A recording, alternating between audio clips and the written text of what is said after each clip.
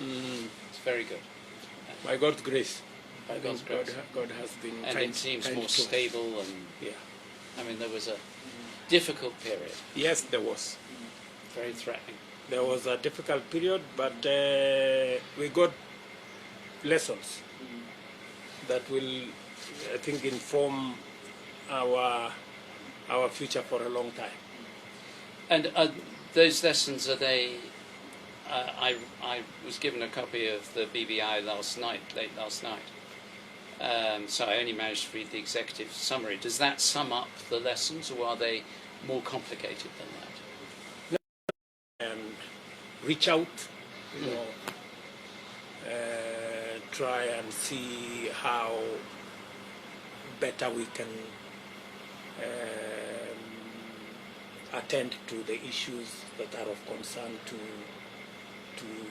the people of Kenya. See what we can do, as BBI stands for, build more bridges to create a much more united nation, you know, and so it's a step in the direction of consolidating Kenya and making us one people. And it seems to recognise the challenges, some of the problems, very well. The difficulty is, you know much better than I, is turning the recognition of the challenges into the solutions. Absolutely. And that's, I think, with many countries and particularly many large organisations, we're very good at analysing problems and very bad at making the necessary changes. And I was fascinated by its talk of economic and social exclusion and injustice. I thought that was very powerful, something we need to learn in the United Kingdom. I'm not saying we know any better than in the UK than you do here. I think, if anything, we've gone through 3.5 years of really difficult time, and hopefully we will now improve. But I was struck by that. I was struck by the talk about ethnic division, tribalism. It talked about creating a new culture in the country. I mean, it's a huge agenda, and one that must have been on your mind for a long time. I remember going right back more than 10 years to the elections of 7/8, the difficulties there were after that. But it's such a challenge for a place that has so many different groups in it. What do you see as because in European politics there are two ways of uniting a country. You either unite it with a positive vision, or unite it by having a common enemy. And tyrants and dictators always choose the negative way, the common enemy. These are the people who are not us, therefore we have to be united. Whether it's Hitler with the Jews, or you can go on and on in history, and it's re-happening in Europe a lot, the far right, in a very dangerous way.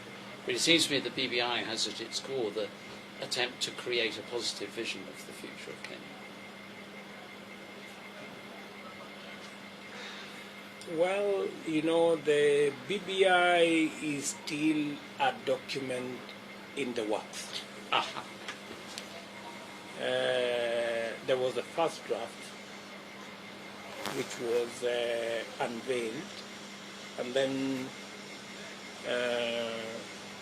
the committee now will again go back and try and collect, additional views or opinions of people having read the BBI, so that a final document can be arrived at. I think to a good extent, the BBI captures the issues that Kenyans have brought out. Yes. Matters to do with ethnicity that may require constitutional change and even a referendum. Right? So these are all issues that at some point, once everybody's views have been brought on board, then synthesized and distilled, then those that require matters policy or implementation will move into implementation phase, where policy already exists. Where policy does not exist, then it's formulated. Where new legislation is required, then Parliament will take charge. Where new constitutional issues are raised, then they will be prosecuted in the manner in which the Constitution dictates, and on and on and on. So this is, I think that the very positive thing about BBI is that it brings to the table that there are no issues that are not reconcilable.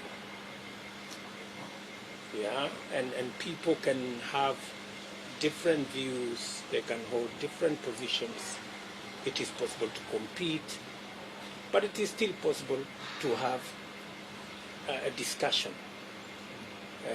across the table with your competitors, with the people who even you don't agree.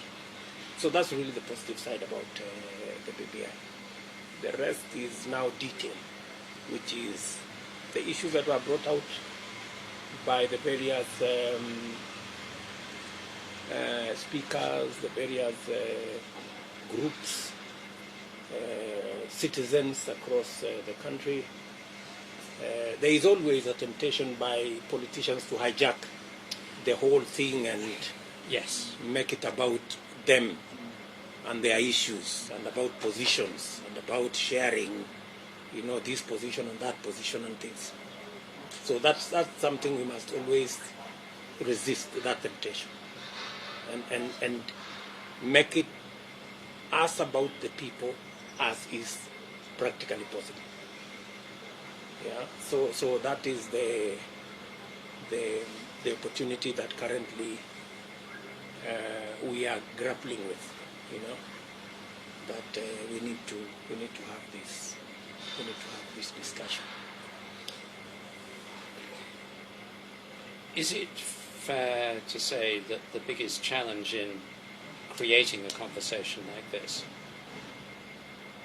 is to allow those who are unhappy with the process to be heard? Because often if members of a government, perhaps not everyone in the government, but members of the government bring forward an idea, it acquires a sort of sacred cow status that you end up with. And the boy, of course, who cried out, "The emperor has no clothes," was exactly right. Mm. And everyone else was just going along with the emperor. Mm. I'm not talking about anyone in particular in this country, but it is, how do you allow those who are negative about this to feel that they've been properly consulted? I mean, this is a problem we face around the global church the whole time, and I get it wrong quite regularly. So just from Amman, we had a Prime Minister meeting in Amman in Jordan. Oh. Yes. 33 of us from the whole globe. Okay. And we are still resonating with hard global issues. Yes. We're still dealing with very hard issues, and I find, you know, it's much easier to say this is the way it's going to be, and then those who disagree can shut up, than to say, if you disagree, I want to hear your voice. Mm. You have a solid point that there is always a temptation that if I don't agree with you, you are wrong, which is not the case. Mm-hmm. You know, it may not necessarily be the case. Mm. And there is also the temptation not to accommodate alternative views. Having a different view does not necessarily mean you are against. No. It means you can enrich exactly what is the discussion the conversation or whatever it is that is being canvassed. So that's where sometimes we drop the ball, so to speak. If you cannot accommodate alternative views, or if somebody who has a contrary view is made to look like they are wrong, or made to look like they're against, yes, yeah, then you end up with a very poor outcome. Enriched by the totality of the viewpoints that are available, right? And I strongly believe that a bit of accommodation of alternative views or viewpoints, and having a process that is all-inclusive, and also having a process that is people-centered, not politicians-centered, will get us where we want to go. Because politicians are very selfish beings, me being one of them, are very selfish human beings. They want to push their viewpoint. They want to carry the day. And that's something that in a process like this, we must step back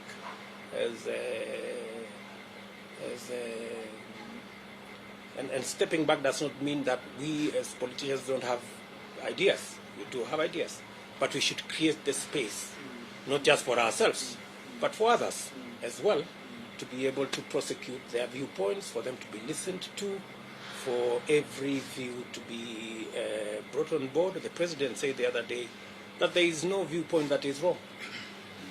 You know, every viewpoint is a viewpoint, and once they are consolidated, we should be able to get to the collective position. It may not necessarily be my position or your position, but a position that is that everybody can work with. And I mean, the churches are classic in this. I mean, they're very important in this because they have this grassroots touch. Yeah. And in the end, although bishops here and in the UK can be quite self-important, to be as honest as you, actually they often are forced to rethink, because you go to a parish and people speak their mind to you, and then you're forced to listen. Yes.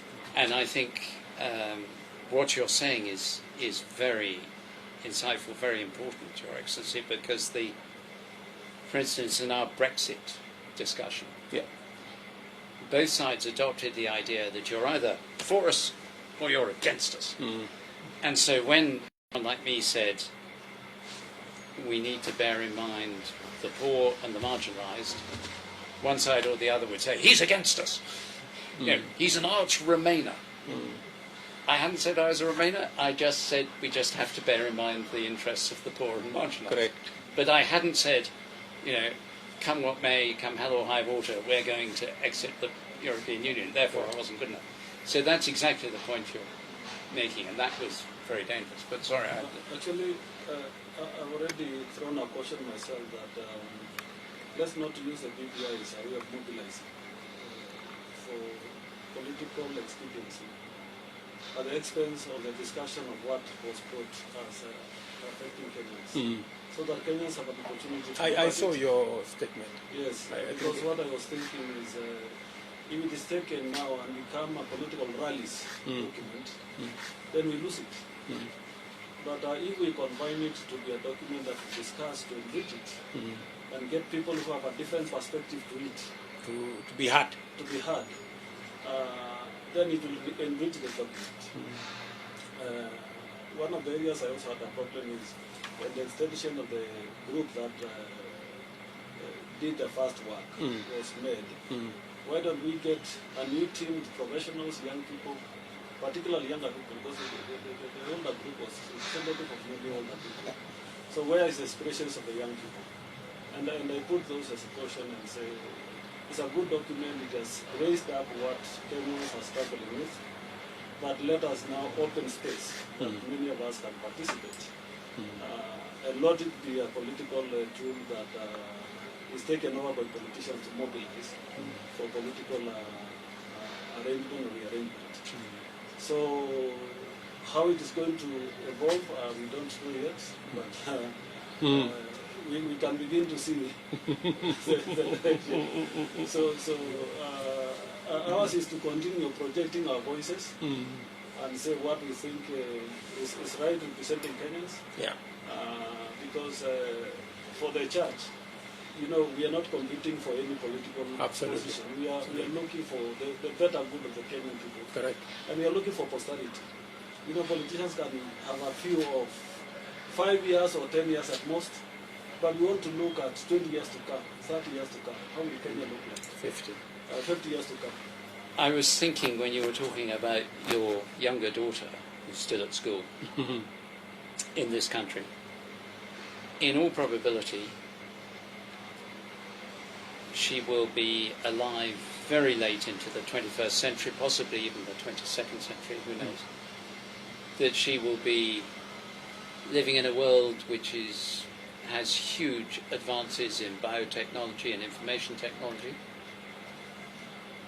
But where will she be living? I was very struck in the document by its talk of intergenerational equity. One of our great political philosophers of the 18th century, Edward Burke, in his essay on the French Revolution, says, he was writing against Rousseau and the social contract. He said the real social contract between those who have lived before, thus the traditions, the culture, what you've learned, those who are alive today, and those who are yet to be born. And I just think on the issues around, for instance, climate, as Christians we come with a sense that we are the stewards of God's creation, that is core to our understanding of who we are. But we also have to think we are the trustees for people like your daughter, people like my grandchildren. The next generation. And the one after that, who otherwise may find themselves in a world where the difference between rich and poor countries is far greater, where large parts of the world are nearly uninhabitable, mass movements of people, a really sort of dystopian nightmare scenario. And I think this generation of politicians, of political leaders, of leaders of nations, of church leaders, have a responsibility that is extraordinary for the future. And I know that most politicians have a sense of that, but you also have this horizon of regular elections, which is quite complicated. I agree with you, Archbishop.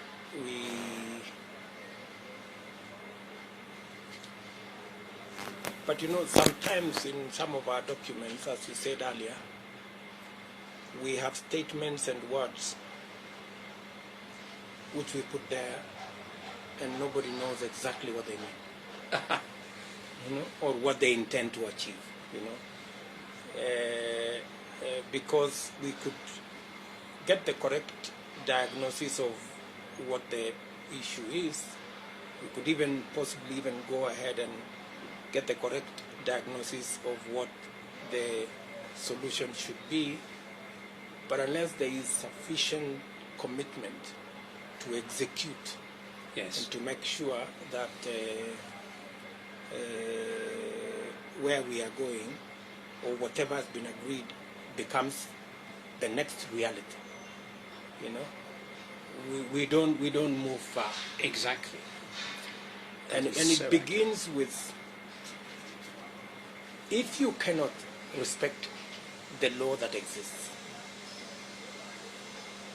it becomes very difficult to persuade anybody that whatever law is made, in whatever manner, there is any chance that it can be respected. I think we really begin there first, and That's why, even if you look at the BBI document, a huge portion of that document doesn't need any new legislation. The legislation exists. Yes, it just requires the commitment and the change of mindset for people to respect the law that exists. That's really where it boils down to. And the problem with politics,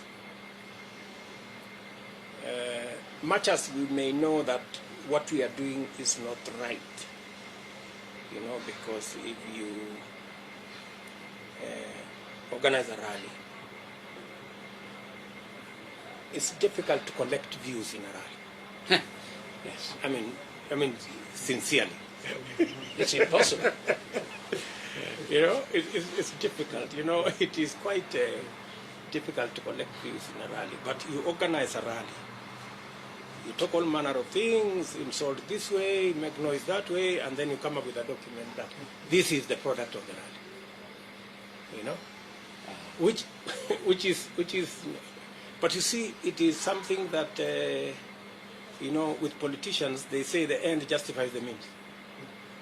So it creates a conundrum, that nobody knows where this is beginning, where it's going to end.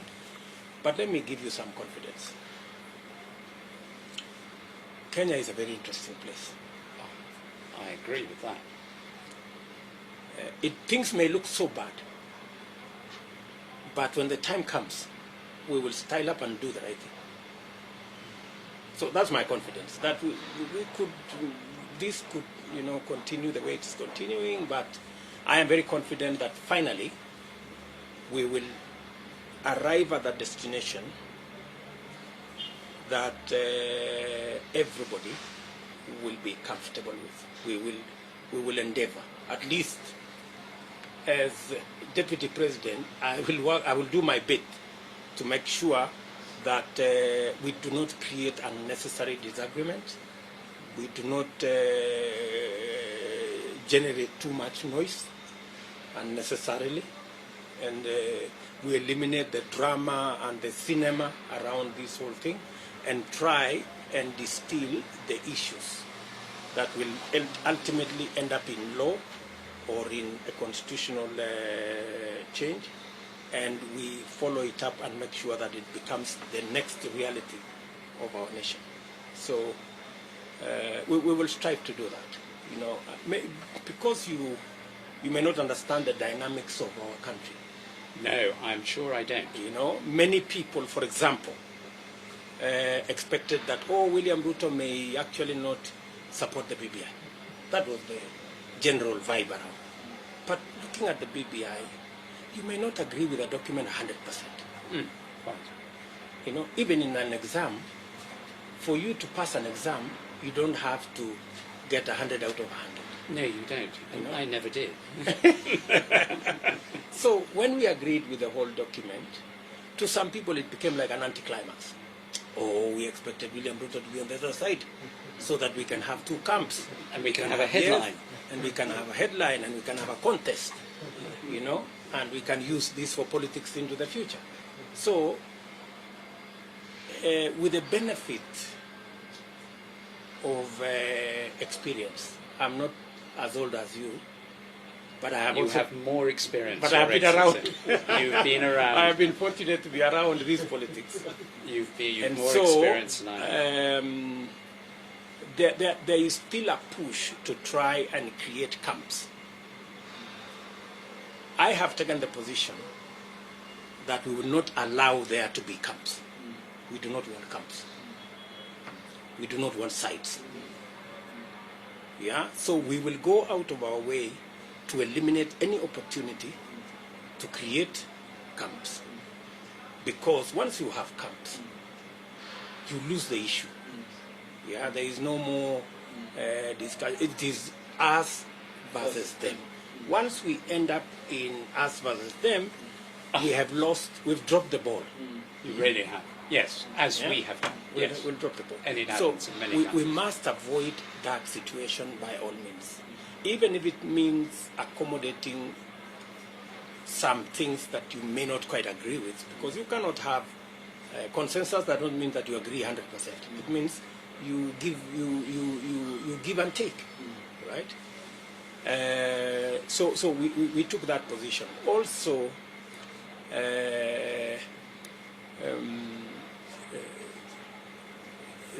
this phase 2, there is also another attempt to try and create sites. I want to promise you that there will be no sites. We will go out of our way to make sure there are no sites, because the sites are not necessary. And the people pushing for the for us to try and have sites are people who are not honest about this process, and we will not give them the chance to create camps within us. We must continue to focus on the issues. We all have a problem. We all don't have a problem with BBI, as was released in Bomas. We all agree that if there is need, we can agree on an implementation matrix. If there is need to enrich it, we can all enrich it together by listening to one another. And then if there is need to change some law to facilitate the agreement, let's change the law. If there is need to change the constitution, let's change the constitution. If there is need for a referendum, let's have a referendum, and let us proceed as a nation. And ultimately, we are not going to agree on a monarchy like you guys. We will agree on a democracy where people... I think we've got a democracy. I think the Queen would feel quite affronted. No, the point I wanted to make, but I lost it. The point I wanted to make is you people don't have the opportunity to change the head of state. Yes, to change the head of state. I know. Yeah, but for us, we have the opportunity to change both the head of state and head of government. You do. As long as the people will decide. Yes. On who runs government. Yeah, we have no problem with any recommendation. There might be a problem if people say, okay, we will stop having elections, we will have a monarchy, and you will have no say in who becomes head of state or government. Then there will be a small problem, because we are a democracy. Small people. I just want to say. But, Your Excellency, two very brief stories. One a little while ago and one today. The last few months. The one a little while ago was my grandmother's brother, my uncle. Can you check whether that air condition is working? Sarah, what's the problem? It's getting hot. Mm-hmm. And my grandmother's brother, who I knew well, my uncle, he's long since died, that he was a very senior politician. He held all the most senior positions in British government. And in 1963, he was, it makes your point, he was the candidate to be Prime Minister. Mm-hmm. And the previous Prime Minister, Macmillan, advised the Queen to send for someone called Alec Douglas-Hume. And the Queen sent for Alec Douglas-Hume and said, can you form a government? And Hume said, I can't until I've talked to Rab Butler, my uncle. He went and met him. Rab told me this. He went and met him, and he said, Rab, the Queen's asked me to form a government. So for him, that was a terrible moment, because it was the end of his lifetime ambition. And he was the lead candidate. You would understand that as a politician, how horrible that is. Mm. And Sir Alex said to him, the Queen's asked me to form a government. I've said to her that I will not form a government unless you participate in it. Mm-hmm. And if you refuse to participate, I will advise her to send for you to form a government, and I will serve under you. So, as a politician at the time said, Douglas Hume gave my uncle the loaded gun, and all he had to do was pull the trigger and say, no, I'm afraid I don't think I can serve under you. But he was a man of integrity and great honour. He said, if the Queen has asked you to form a government, it is my duty to serve under you. And at that moment, he signed away any chance of him being Prime Minister. Yeah. He'd have been a good one. So I think that sort of integrity is, that sacrificial integrity is the integrity of true leadership. But it's difficult. The other thing was the last few months, during our recent election, which you will know because you're so well informed, and I know you watch things very closely.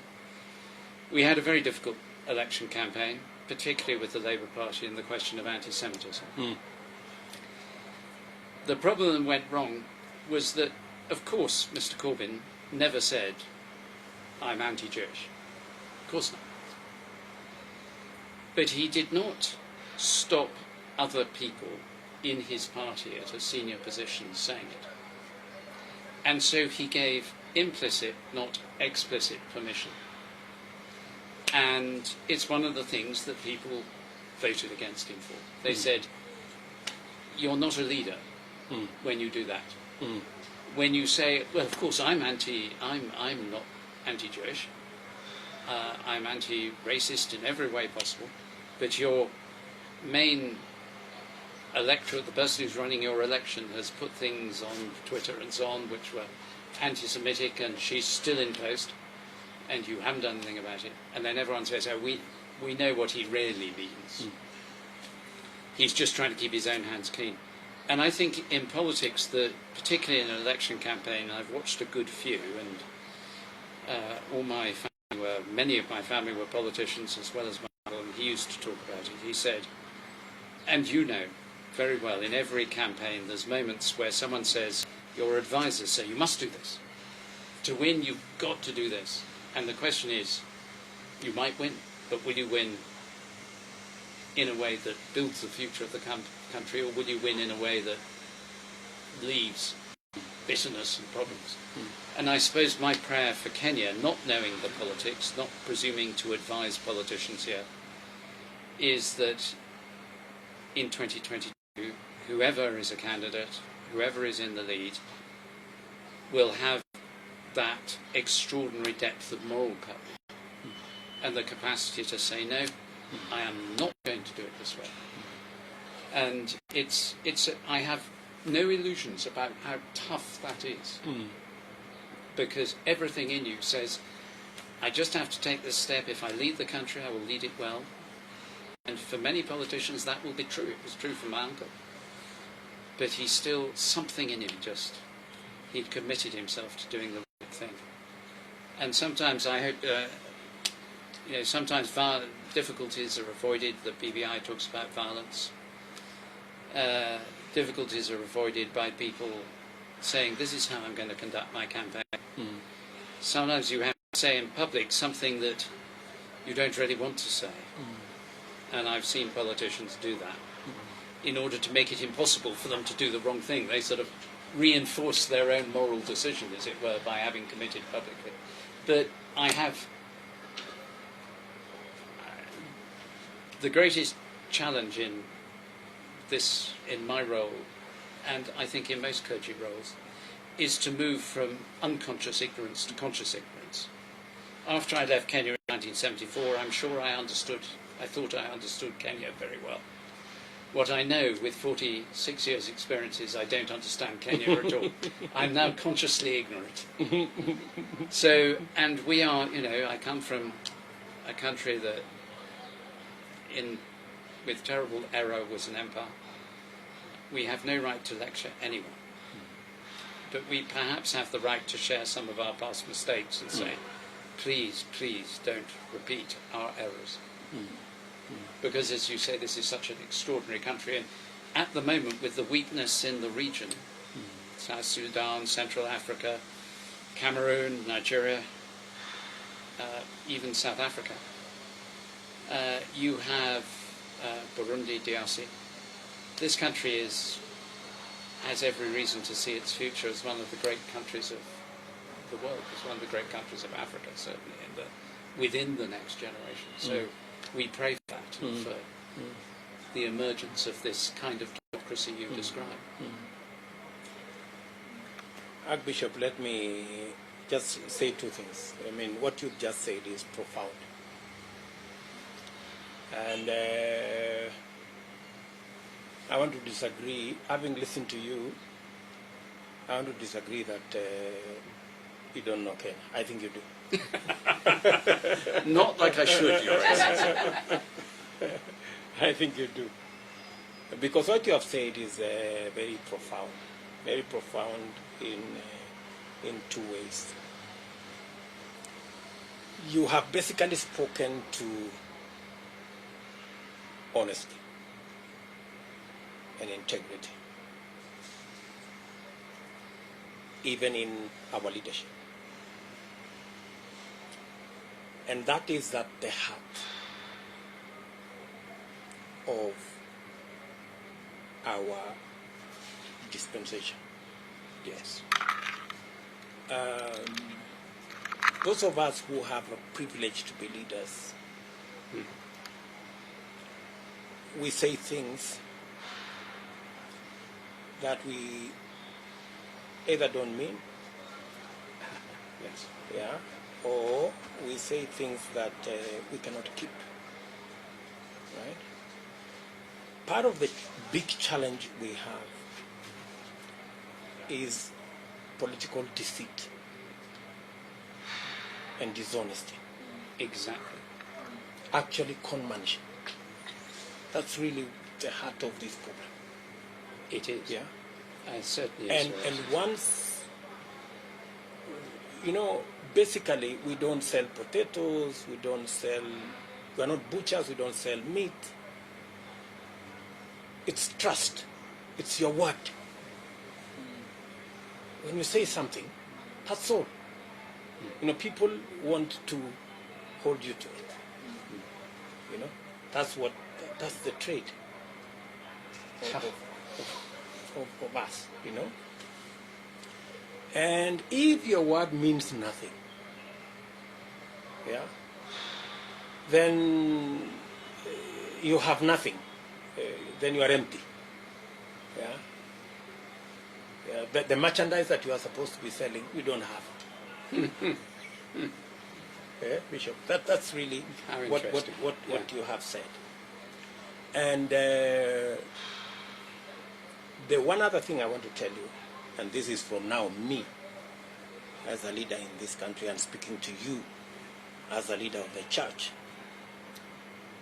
I have taken the public position, and it is even in newspapers, that I will have nothing to do with the next election if violence is going to be part of the metrics.